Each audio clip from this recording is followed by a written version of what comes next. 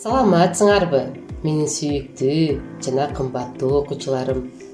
Бүгүнкү сабакка көңүлүңөр жакшы болуш үчүн жагымдуу маанай түзүп алалы. Анда эмесе келгиле экранда көрсөтүлүп жаткан көнүгүүнү жогу жасайлы. Мыкты окуу акылдын көнүгүүсү дегендей, бул көнүгүүлөр мээнин иштешин жакшыртып, маалыматты жакшы кабыл алууга жана ага көңүл бурууга жардам берет.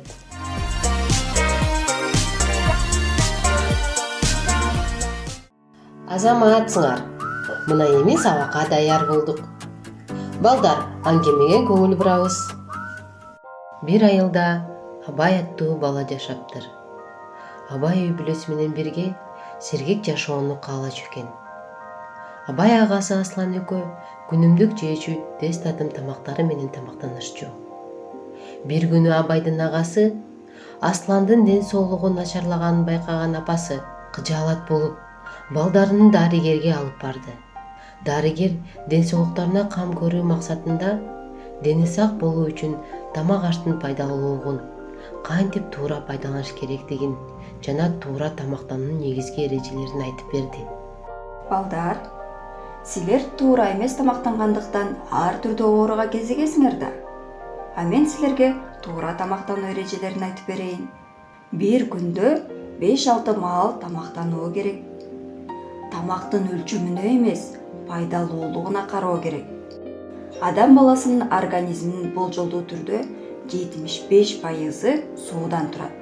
Андыктан салмакка жараша суу ичүүбүз керек. Адам күнүнө 600 граммдан кем эмес жер жемиш жеши керек. Мүмкүн болушунча кум шекерди, тузду аз пайдалануу керек. Ооздогу тамакты шашпай, кеминде 20 жолу чайнап, майдалап, анан жутуу туура. Жарым фабрикаттарды, кетчуп, аздалган суусундук жана ылдам даярдалган тамактардан, фастфудтан баш тарткан. Эртең менен эрте туруп, ден соолукка пайдалуу көнүгүүлөрдү жасап туруу керек. Абай дарыгер айтып берген эрежелерди жакшы түшүнүп, агасы Аслан менен дени сак жашоону баштоону чечти. Эртеси алар үй бүлөсү менен биргеликте мөмө жемиштерди сатып алышты да, үйгө келип витаминге бай баардык тамактарды өздөрү жасап көрүштү. Мисалы, алар витаминдүү салат жасап, ар түрдүү мөмө жемиштерден шире ичишти. Бир нече жума өткөндөн кийин Абай апасына мындай деди. Апа, дарыгер бизге айтып берген эрежелерди сактоо аркылуу сергек жашоо кандай экенин билип, өзүбүздү жеңил жана күчтүү сезип жатабыз. Аслан экөөбүз тез татым тамактар зыян экендигин түшүнүп, мындан ары жебеш керек экендигин билдик. Азаматсыңар балдарым. Дарыгердин айткан кеңешин угуп, эрежелерди туура сактасак, дени сак үй бүлө кура алабыз деген терең ишеничим бар. Абай апасы айткан сөзгө кубанып, үй бүлөсү менен бирге сергек жашоону улантышты. Келгиле балдар, аңгеме жөнүндө сүйлөшөлү. Абай менен анын үй бүлөсү дени сак болуу үчүн эмне кылышты? Кана балдар, ким бул суроого жооп бере алат? Абай үй бүлөсү менен дени сак жашоо баштаганда кандай өзгөрүүлөр болду? Кимдин эсинде калды? Эгерде сен Абайдын ордунда болсоң, кандай тамактарды тандайт элең? Балдар, аңгеме силерге пайдалуу жана түшүнүктүү, кызыктуу болду деп ойлойм. Бүгүнкү өтүлө турган темабыз дени сак үй бүлө. Сабагыбыздын максаты дени сак үй бүлө жөнүндө маалымат ала аласыңар. Туура тамактануу жана физикалык активдүүлүк ден соолукка кандай таасир этери жөнүндө түшүнөсүңөр. Санитардык шарттарды түзүүгө жана тазалыкка тарбияланасыңар. Үй бүлөнүн ден соолугу, тынчтыгы, бейкуттугу эң кымбат нерсе. Эгерде үй бүлөңдүн дени сак болсо, тынчтык болот. Тынчтык болсо, байлык да, максат да, бакыт да болот. Демек, балдар, үй бүлөнүн ден соолугу эң баалуу нерсе. Ошон үчүн ар бирибиз өзүбүздүн жакын адамдарыбыздын ден соолугуна кам көрүшүбүз керек. Айткылачы балдар, Силер үйүңөрдөн ден соолугуңарга кандай кам көрөсүңөр? Анда эмесе балдар, бүгүнкү сабагыбыз кызыктуу болуш үчүн топторго бөлүнүп иштейли. Менде 3 түрдүү кагаз бар. Ак, жашыл, кызыл. Ар бириңер бирден өңдү тандагыла. Топторго бөлүү үчүн жашыл өңдү тандагандар тазалык тобуна келесиңер. Ак өңдү тандагандар гигиена тобуна келесиңер. Кызыл өңдү тандагандар үй бүлө тобуна келесиңер. Ар бир топко ар кандай тапшырма берилет. Команданын капитаны жактап берет. Тазалык тобуна берилүүчү тапшырма: тазалык марафону, үйдүн бөлмөлөрүн тазалоо, иреттөө жана керектелүүчү каражаттарды аныктоо. Гигиена тобуна берилүүчү тапшырма: санитардык миссия, гигиена сактоо үчүн кайсыл буюмдар ар бир адамга өзүнө тиешелүү болуш керек. Үй бүлө тобуна берилүүчү тапшырма: үй бүлө жөнүндө макалаларды кураштырып чыгуу.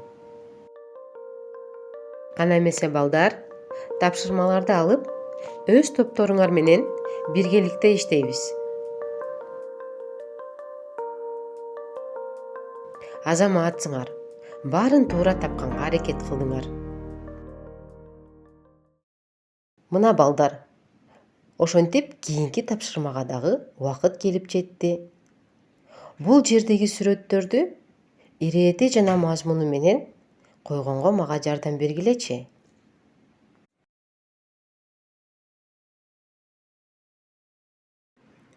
Силер сүрөттөн дени сак үй бүлөгө жана ийгиликке жетүүгө кандай кадамдар керек жана кантип жетүү керектигин түшүнүү аркылуу ар бир тепкичке сүрөттөрдү туура коюу менен дени сак үй бүлөгө жете аласыңар.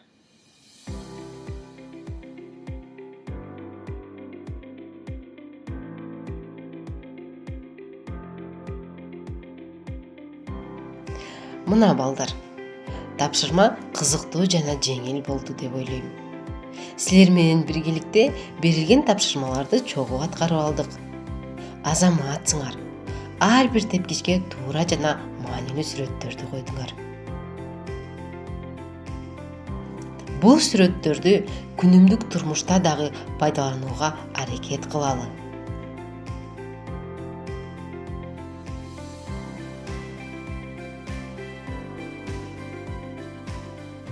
Мына балдар, дени сак болуп, ийгиликке жетем десеңер, ар күнү ичип жаткан суубузду дагы тазалыгын ата-энебизден сурап, тастыктап анан ичишибиз керек.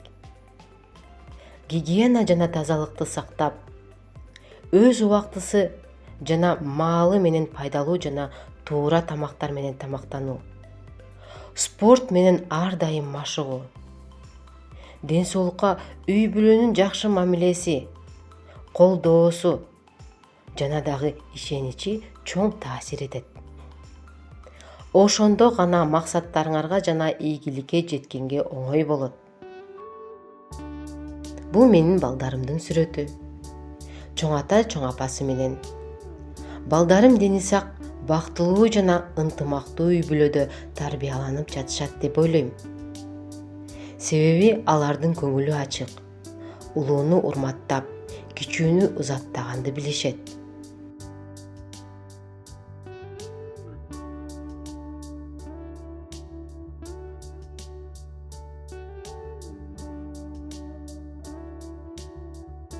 Силер дагы бактылуу, ынтымактуу, дени сак үй бүлөдө жашайсыңар деген ойдомун. Бүгүнкү сабагым силерге маанилүү, таасирдүү жана пайдалуу болду деп ойлойм. Андыктан сабактан алган билимиңерди иш жүзүнө ашырып, ар бир кадамыңар ийгиликке жетелей турган кадам болот деген терең ишеничтемин. Мына эми ошентип сабагыбыздын аягына да келип жеттик. Сабакка активдүү катышып, көңүл бөлгөнүңөр үчүн терең ыраазычылык билдирем. Кийинки сабакка чейин сак саламатта калгыла, менин кымбаттуу окуучуларым.